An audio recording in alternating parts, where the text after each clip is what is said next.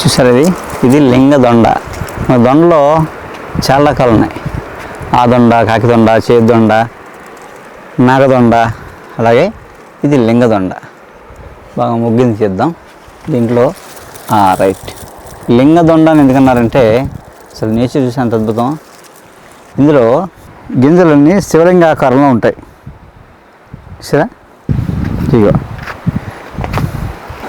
శివలింగం మధ్యలో పానమట్టం చుట్టూ ఇందులో అయితే 3 ఉన్నాయి. చూసారా, 3 శివలింగాలు ఉన్నాయి ఒక కాయలో.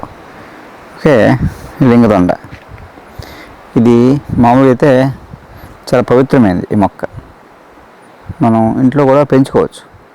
పాదు ఈ సీజన్ అయిపోయాక కాయలన్నీ నిండిపోయి మళ్ళీ చెట్టు అంతా పోయి మళ్ళీ గింజలు కూడా మళ్ళీ మొక్కలు వస్తాయి. ఇది ఆడవారికి మగవారికి సంతానోత్పత్తి కలుగుద్ది అన్నమాట. ఈ చెట్టు అంటే ఈ లింగదొండ పాదు ఉన్న ప్రాంతంలో మనం ఎక్కువసేపు ఉంటే ఆటోమేటిక్గానే సంతానం కలుగుద్ది అన్నమాట. అలాగే మామూలుగా ఈ గింజలు ఒక 100 గ్రాములు లింగదొండ గింజలు, 100 గ్రాములు రావికాయలు, 100 గ్రాములు పటికి బెల్లం, ఇవన్నీ పొడి చేసి రోజు 1 స్పూన్ తీసుకుంటే ఆడవారి తాలూకు గర్భాశయ దోషాలు పోతాయి, సంతానోత్పత్తి కలుగుద్ది అన్నమాట.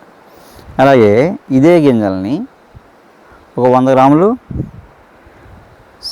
శివలింగ గింజలు, 100 గ్రాములు పెద్ద దోలగుని గింజలు, 100 గ్రాములు రత్న పురుష, ఇవన్నీ పొడి చేసి ఒక 100 గ్రాములు పటికి బెల్లం కలిపి పొడి చేసుకొని ఒక మిల్క్ పౌడర్లో చేసేసుకొని పాలల్లో ఒక పావు కప్పు పాలల్లో పావు చెంచా పొడి వేసుకొని తాగాలన్నమాట. రోజు ఒక 40 డేస్ 80 డేస్ తాగితే మగవాళ్ళ తాలకు ఆ స్పెర్మ్ కౌంట్ ఇంప్రూవ్ అవుతుంది అనమాట. ఇంప్రూవ్ అయ్యి ఇదే గింజల్ని ఇలా వాడితే మగవాళ్ళకి సంతానోత్పత్తి కలుగుద్ది, ఆడవారు తీసుకుంటే అలా గర్భాశయ దోషాలు పోతాయి. సో 2 కలడం వల్ల ఇద్దరికి సంతానం కలుగుద్ది అన్నమాట. అలా ఏంటంటే ఈ ప్రకృతిలో మనకి ఎన్నో ఉన్నాయి, భగవంతుడు మన పక్కనే ఎన్నో ఇచ్చాడు మనకి. అదే మనం మిస్ అయిపోయాం, నాలెడ్జ్ మర్చిపోయాం, తెలుసుకోలేకపోయాం, పెద్దల నుంచి మనం నేర్చుకోలేకపోయాం. మనంతా సైన్స్ సైన్స్ సైన్స్ అని ఎక్కడికో వెళ్ళిపోయాం. ఈరోజు సంతానం కలగాలంటే కోట్లు ఖర్చు పెడుతున్నాం, అయినా ఫలితం లేదు.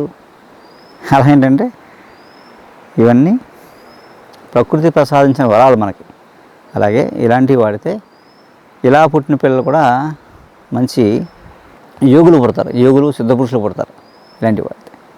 మనం ఐఏఎఫ్ అలాంటి వాటికి వెళ్ళామనుకోండి, సైన్స్ ప్రకారంగా ఏమనుకోండి పుడతారు పిల్లలు అంతే. ఏమవుతారంటే నేను చెప్పలేం. కానీ ఇలా పుట్టిన పిల్లలు మాత్రం ఖచ్చితంగా సిద్ధులు యోగులు అవుతారు. కార్తీక మాసంలో వనభోజనం అనేది ఎందుకు పెట్టారంటే కనీసం వనాల్లో మనం ఉండి ఆ ప్రకృతి గాలి పీల్చుకుంటామని, సంవత్సరానికి ఒకసారి పీల్చుకుంటే ఆ సంవత్సరంతో బాగుంటామని. ఇప్పుడు వనభోజనాలు కాస్త మనకు వనభోజనాలుగా మారిపోయాయి, వనభోజనాలన్నీ మన భోజనాలుగా మారిపోయాయి. మనం మార్చేసుకున్నాం, వనభోజనానికి అర్థం లేకుండా చేసుకున్నాడు. రాబోయే కార్తీక మాసం అసలు మన ప్రతి మాసానికి ఒక్కొక్క ప్రత్యేకత ఉంటుంది అన్నమాట. అలాంటి దాంట్లో ఎందుకంటే కార్తీక మాసంలోనే వనభోజనం ఎందుకు పెట్టారు? కార్తీక మాసంలోనే అడవులు పుష్కలంగా ఉంటాయి, అన్ని చెట్లు సమృద్ధిగా ఉంటాయి, పుష్పాలతో కాయలతో ఆకులతో నిండి ఉంటాయి. కాబట్టి స్వచ్ఛమైన ఆక్సిజన్ రిలీజ్ చేస్తాయన్నమాట. అట్లా ఔషధ గుణాలు కరెక్ట్గా ఉంటాయి ఈ టైంలో. కాబట్టి అవి తీసుకుంటే ఆ గాలి పీలిస్తే సంవత్సరానికి ఒకసారన్నా ఆ సంవత్సరం అంతా బాగుంటాం మనం. అది తెలుసు, కొన్నాళ్ళు పోయాక మానవుడు స్పీడ్గా పడి కొట్టుకుంటాడు, అంతా కాంక్రీట్ జంగిల్లో ఉంటాడు, పొల్యూషన్ రేడియేషను వాటి మధ్యలో ఇరుక్కుని ఉక్కిరి బిక్కిరి చేస్తాడు వీడు. కాబట్టి కనీసం వాళ్ళు సంవత్సరానికి ఒకసారైనా వాళ్ళు డైవర్ట్ చేసిపోతే మనం నెక్స్ట్ తర్వాత మానవ జాతే ఉండదు భూమి మీద అని మళ్ళీ ఇలా మనకి పండుగలు పబ్బాల పేరుతో తెలియకుండా ఆధ్యాత్మిక ఆరోగ్యం అనే ఒక రహస్యంగా మనకి ఇరికిచ్చారన్నమాట తెలియకుండా. కానీ మన వీటిని కూడా మనం అతి తెలివితేటలతో మనం తారుమారు చేసేసి వాటిని కూడా సరిగ్గా ఉపయోగించట్లేదు మనం.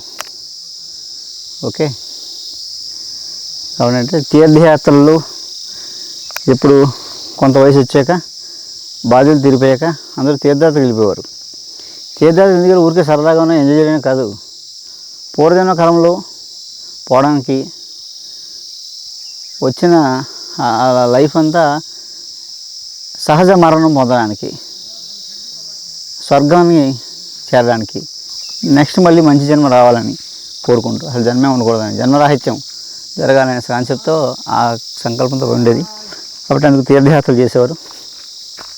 ఇప్పుడంతా మన తీర్థయాత్రలు కూడా ఎంజాయ్మెంట్గా చేసుకుంటున్నారు తప్ప నాకు అర్థం పరమార్థం చాలామంది తెలియట్లేదు మనకి.